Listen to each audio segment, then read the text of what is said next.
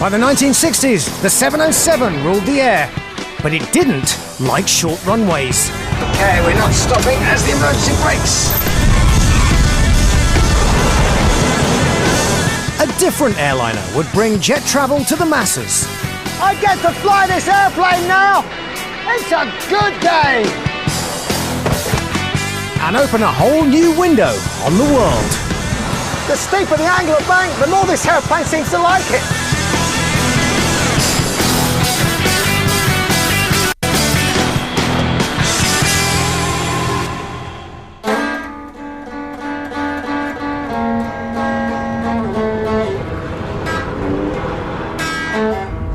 The open road, the wide open spaces of America.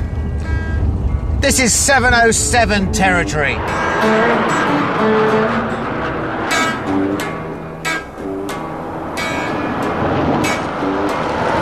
Late 50s America, an era of endless optimism seized the country, and the Boeing 707 was emblematic of that. It was bold, brash, sassy. It was a big all-American hero. The Boeing 707 was America's biggest hitter in their battle with Britain to control the aviation industry. Although the British had drawn first blood in 1952, the Comet was the world's first passenger jet. By 1958, the Americans had hit back hard. The 707 was king of the skies. But the beast from Boeing had a problem. It was spacious and wonderful for its passengers, but its performance in truth was relatively sedate. It was great as long as you had vast open spaces, but it wasn't much good on short runways.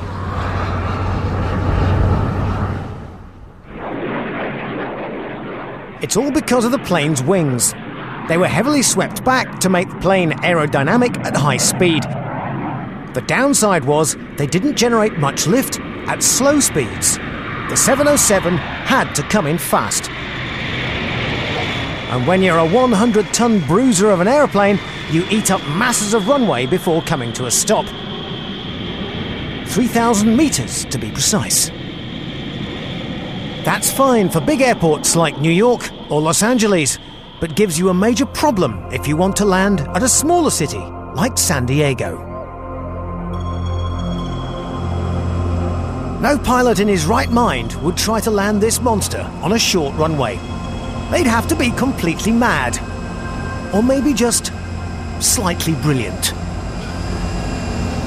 I'm going to find out for myself just what it takes to stop this super-sized American giant on just 1,500 meters of runway.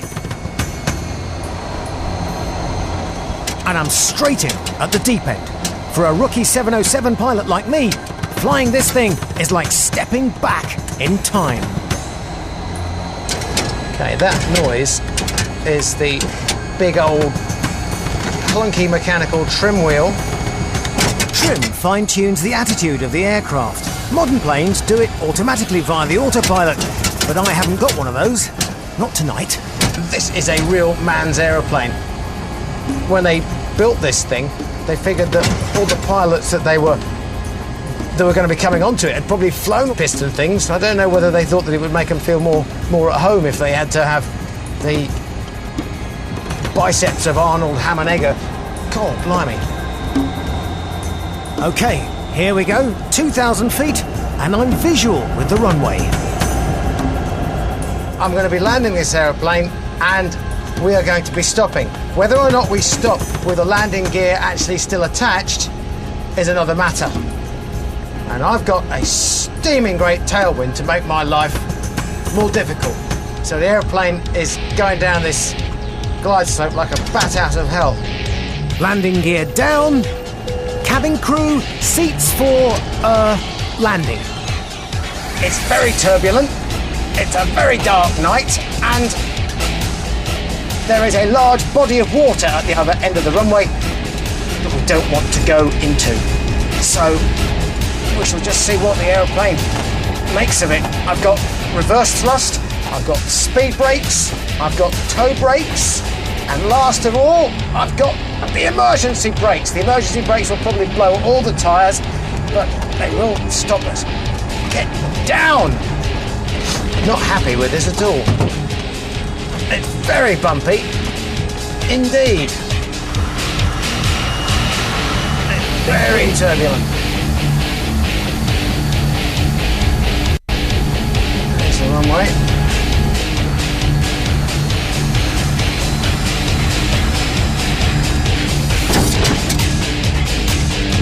At the moment, we're just crossing over the runway threshold. It's going to be everything we can do to try and stop this aeroplane. We get on the ground. There we go. That's it.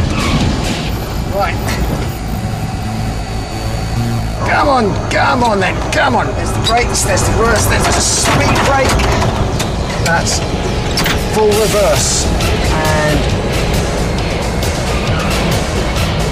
okay, we're not stopping. There's the emergency brakes. There we go, emergency brakes. Bang, there goes the tyres. There's one, there's the other. There's the other. There's the other. And that's all the tyres. And they've all blown. Stop! Oh.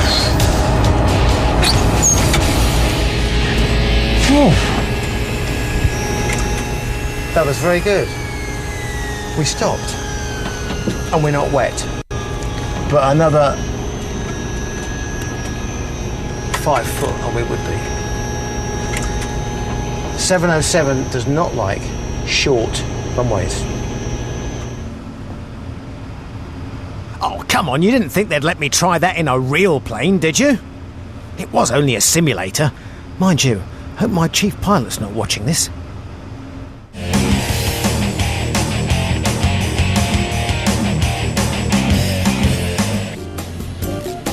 The world's biggest airports had the necessary 3 kilometres of runway to accommodate the mighty 707, but back in the 1960s, most runways were under half that length.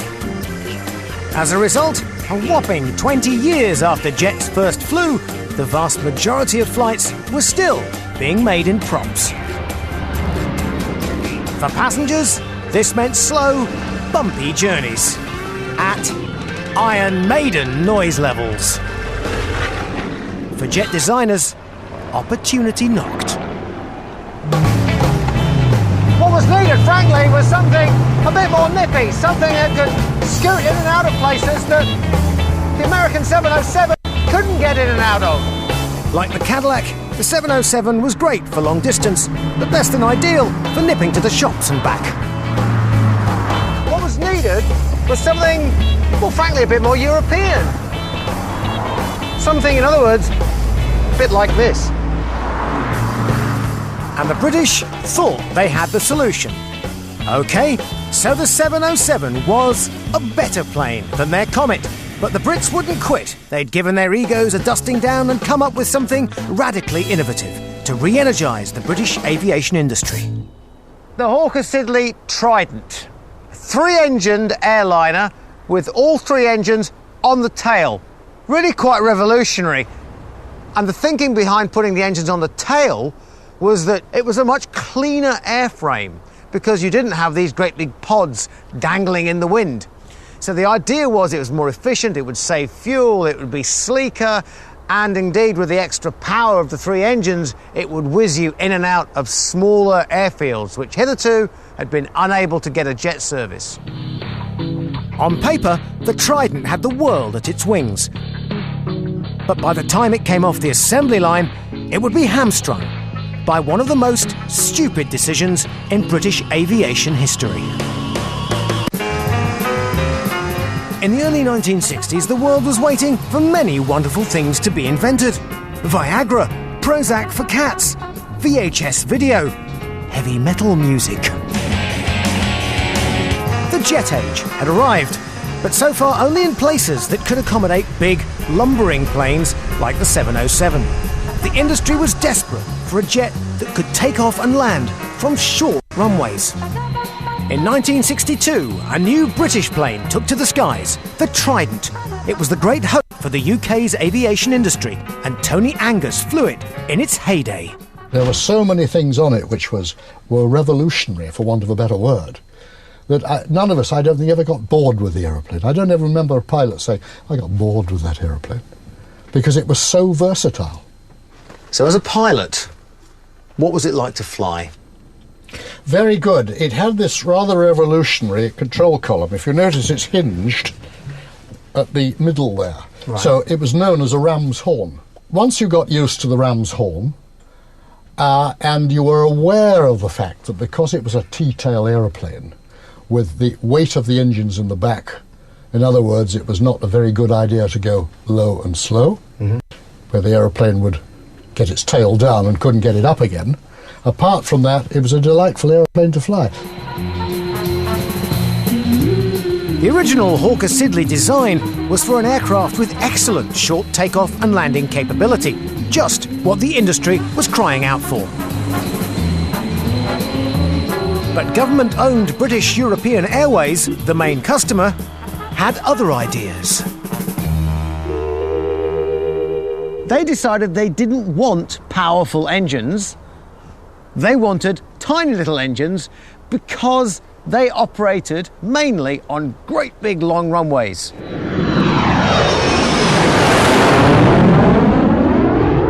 When BEA got the Trident, they got the Trident 1, which was a passport to nowhere. It had all this lovely equipment in, but it was, in fact, its affectionate name was a ground gripper.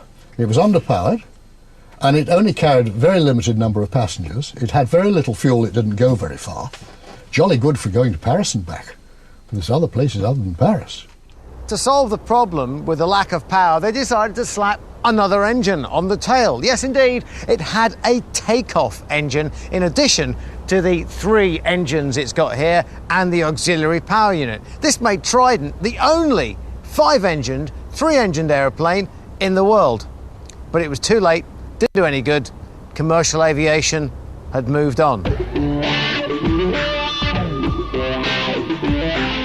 Over in Seattle, the Boeing Corporation wasn't going to be dictated to by any one government-owned customer. They had canvassed the entire American airline industry before forming the design of their next aircraft.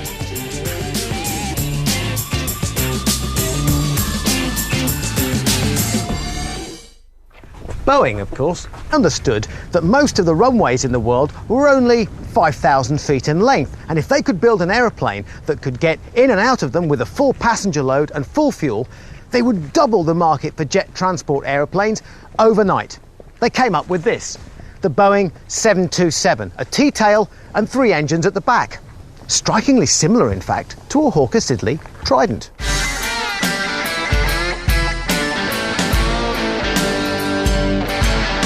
The 2 planes might look alike, but the Boeing had balls. Whereas the Trident had puny performance, it was like 3 hairdryers flying in close formation, the 727 didn't have any problems in that department. Boeing put the biggest engines they could possibly find and slapped them on the back. This had some serious grunt. The combination of those engines and a sleek airframe meant the 727 could cruise at well over 600 miles an hour. And it produced enough lift to stay airborne at slow speeds. Complex flaps at both the rear and front of the wing meant the 727 could land on runways the clunky 707 would have overshot.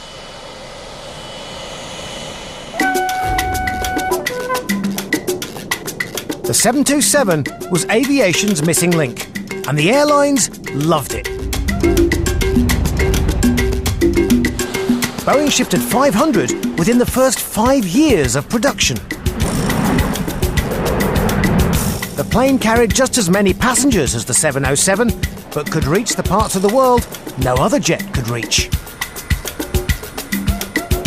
New routes sprung up overnight. From Tonga to Timbuktu, wherever you wanted to fly, there was finally a jet that could take you there. Bad news for Skegness and Blackpool, because for the first time it put package holidays abroad within the reach of you and me. In the 1970s, Boeing could boast that somewhere in the world, a 727 was taking off or landing every 7 seconds. Now it's time to find out for myself just what this aeroplane can do. The 727's getting on a bit now, and you're hard pushed to find them in Europe, but in the Florida Everglades, I tracked down a cargo company who still fly them. Captain Gary Walsh offered to put the plane through its paces. When we take off, we're going to see just how much runway this aeroplane needs to get airborne.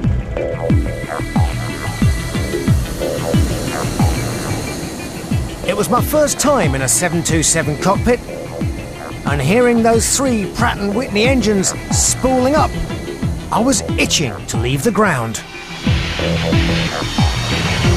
Okay, he's running up the engines to maximum power. Takeoff thrust is set. We're hurtling down the runway. Feel that acceleration. That's 80 knots, passing 80 knots now. Well, that's around about 2/3 of a mile, and we are rotating.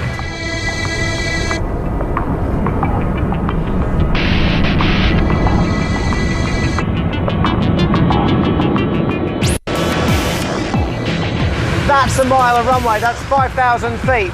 We were off way before that.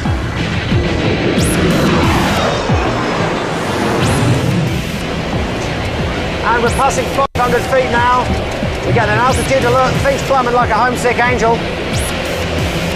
And that is a takeoff in a 727. 5,000 foot runways.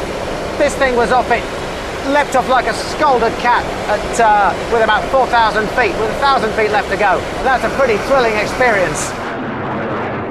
And it was about to get even more thrilling. We'd reached our cruising height when Gary offered me the controls. Okay, Bruce, let me know when you're ready. You've got it. Okay, give it a go. Okay. Okay, yeah, I have control. You've got it. With alligators massing below me in the Everglades, it was reassuring to know I had 45,000 pounds of thrust strapped to the tail. This plane handles absolutely beautifully. I mean, I'm flying this airplane now. It's going around the corner like it's on rails. In fact, the only thing stopping it handling like a train is me pushing and pulling on it and messing it all up.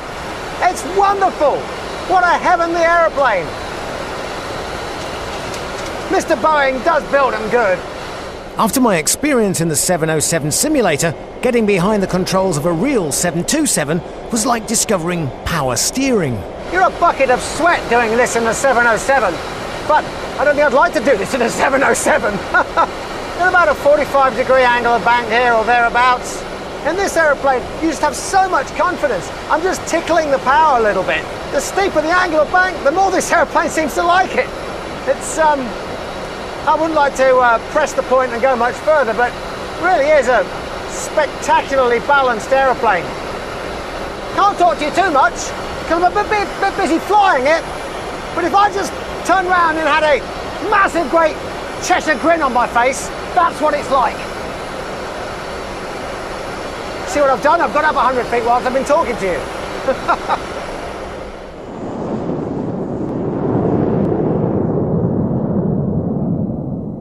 Bruce has got a real good handle on this. He's doing a very good job for a new guy in the 7.2. First Officer Dickinson was doing so well that Gary suggested I keep control for the landing. It's like he's been in this for 100 years. Good job he hasn't seen my 707 sim landing.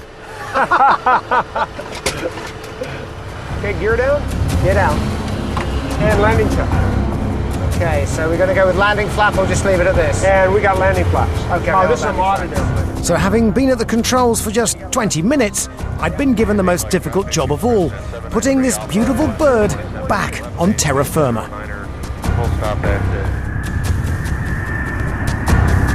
With any jet, you never want to get low and slow, but in a 727, with all that weight on the tail, nailing the speed is vital. Left downwind, and we're going to be turning. No wonder our engineer looks nervous. There's a real technique to landing these 7.2s. It's so long, the front of the plane is still flying when the back has touched down.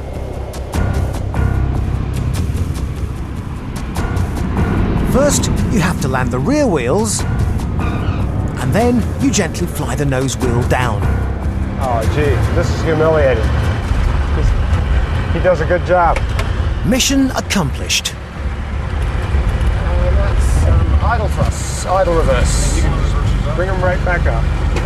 I'd be happy to own up to that landing. In fact, if a good landing's one you can walk away from, I think I'd have a little bit of a spring in my step. Perfect. That's 80 knots. Okay, I've got it. You have control.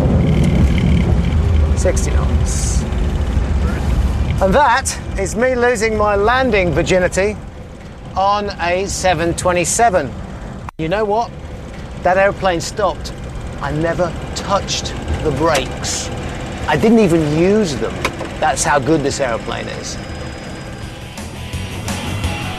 Boeing got it so right with this aeroplane that when production stopped in 1984, they'd broken all the records. They sold nearly 2,000 727s. Over 40 years on from its first flight, half of them are still in service today. So, if anyone's got a spare 727 they need flying, I'm your man. With the 727, Boeing looked unbeatable, so the Europeans prepared to play their supersonic card. But in Seattle, they were counting on what millions of women already know. Size matters.